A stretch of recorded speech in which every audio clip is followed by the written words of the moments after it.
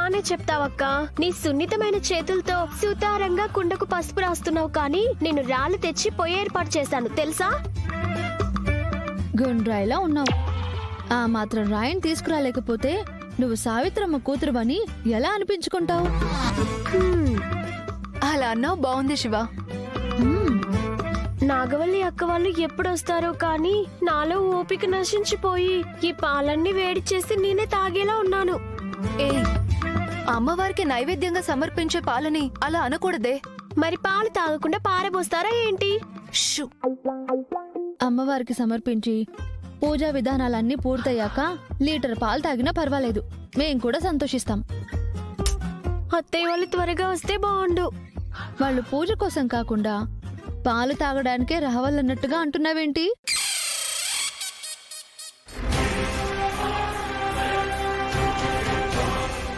మాట్లాడరేంటమ్మా, ఏదైనా మాట్లాడండి. గుడికి వెళ్ళేటప్పుడు ఎక్కువ మాట్లాడకూడదని చెప్పాను కదరా, ఎందుకు విసిగిస్తున్నావు? మీరు మాట్లాడకపోయినా నేను ఒక మాట చెప్పనమ్మా.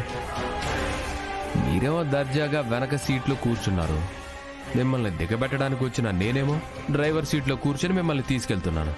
ఇప్పుడేమంటావు బావా? నన్ను ముందు కూర్చోమంటావా ఏంటి? పర్లేదులే, మీరు చేసే పూజలో పుణ్యం ఏమైనా వస్తే అందులో కాస్త వాటా నాకు ఇవ్వండి చాలు అంటున్నాను. మంచిది, నువ్వు తొందరగా పద.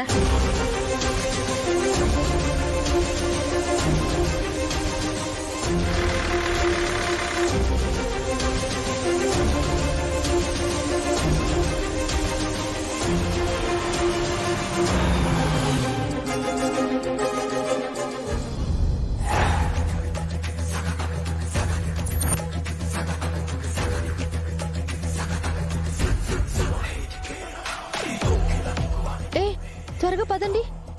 ఏమైంది శివ? కట్టెల్లో పాముందా ఏంటి వదినా, అంత కంగారు పడ్డా? అయ్యో, పాముంటే పక్కన పడేసి వెళ్ళిపోమని తోలేయచ్చు. పాము కన్నా డేంజర్ పర్సన్ మా దేవ అన్నయ్య వస్తున్నాడు. ఎక్కడా? అయ్యో, అదిగో.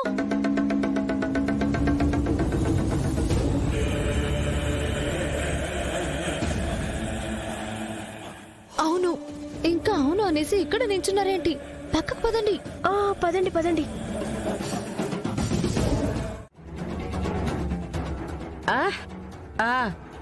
ఎవరో భక్తులు మొక్కులు చెల్లించుకోవడానికి వచ్చినట్టున్నారు. మరి ఎవరూ లేరే? ఈ గుడి చాలా పెద్దది కదా. ఈ దేవాలయంలో లక్ష్మీ అమ్మవారు, పార్వతమ్మవారు, ఈశ్వరుడు, వెంకటేశ్వర స్వామివారు, ఇలా ఎంతో మంది దేవుళ్ళు ఉన్నారు. వాళ్ళ దర్శనం కోసమో పూజ కోసమో వెళ్ళుంటారు. అలాగా? అయితే ఈరోజు విశిష్టమైన రోజు అయి ఉంటుంది. ఉండొచ్చు బావా. సరే, జాగ్రత్త. టైం ఎక్కువ పట్టేలా ఉంటే చెప్పండి, మళ్ళీ నేను తిరిగి వచ్చేటప్పుడు పికప్ చేసుకుంటాను. పర్లేదు, మేం వెళ్ళిపోతాం బావా. మొహమాట పడకు నాగవల్లి. నువ్వు పని చూసుకొని వచ్చే లోపల మేము ఇంట్లో ఉంటాం. అలాగా? సరేనమ్మా, బయలుదేరతాను. మంచిది దేవా.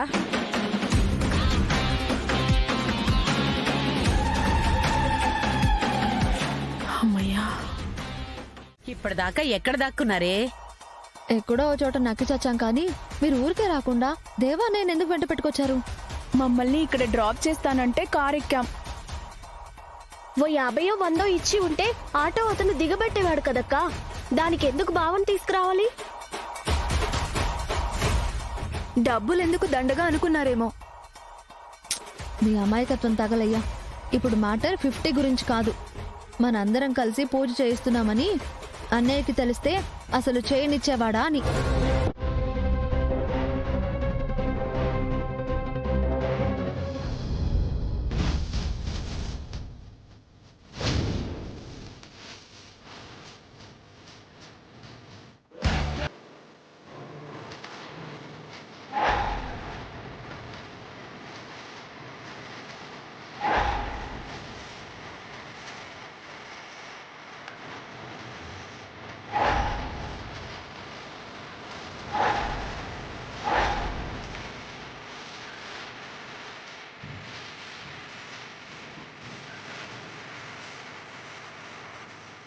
ఇంతమంది కలిసి చేస్తున్నారంటే అది ఖచ్చితంగా పూజ అయితే కాదు, పక్కా ప్లాన్ అయి ఉంటుంది. దేని గురించో ఇంకా తెలియాల్సి ఉంది. కార్ ఎక్కడో దూరంగా పెట్టేసి కామ్గా వచ్చి ఇక్కడ నిల్చున్నాను శివ. నేనున్నట్టు మీకు తెలీదు, కానీ మీ ఆలోచన ఏంటో నేను తెలుసుకోవాలి. ఏమ్మా అందరూ వచ్చేసారా? మరి ఇంత తాపీగా వస్తే ఎలా పంతులు గారు? వర్జ్యం రాహుకాలం అవన్నీ చూసుకుని రావాలి కదమ్మా. మా దేవబావ వెళ్ళిపోయాడు కాబట్టి దుర్ముహూర్తాలన్నీ పోయినట్టే. ఏయ్ నువ్వు ఊరుకోవే. ఆ ఇంతకు పెళ్లి కూతురు ఎవరమ్మా? అలా అడుగుతారేంటి పంతులు గారు? నాగవల్లి కడుపుతో ఉంది, కుముదవల్లి కడుపేమో ఖాళీగానే ఉంది. నేను పెళ్లి చేసుకున్నాను, నా కడుపు ఖాళీగానే ఉంది.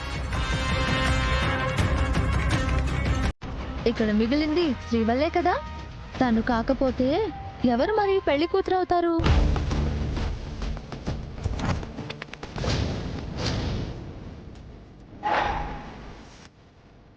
ఏయ్ మీరాగండే. ఆయన ఎందుకు అయోమయానికి గురిచేస్తారు? పంతులు గారు, మీ నోటి వెంట పెళ్లి కూతురు అన్న మాట వచ్చింది.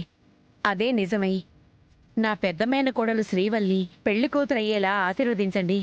నాదేం లేదమ్మా.